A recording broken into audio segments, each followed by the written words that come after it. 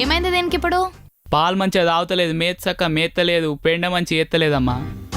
అవునా, ఎన్ని రోజులు దీనికి? 3 రోజులైందమ్మా పుట్టి బుజ్జిముండా. ఎన్నో ఈత అయ్యా?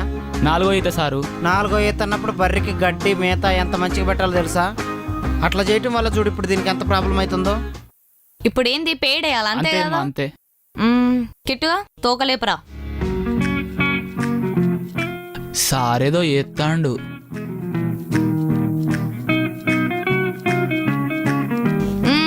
బా బా బా బా బా.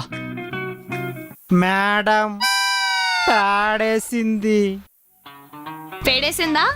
అమ్మా నువ్వు దేవతవమ్మా, దేవతవు నువ్వు.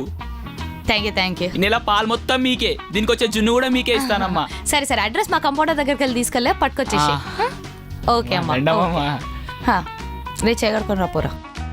చెప్తా. మన ప్రాబ్లం అంటే చెప్పు మళ్ళీ.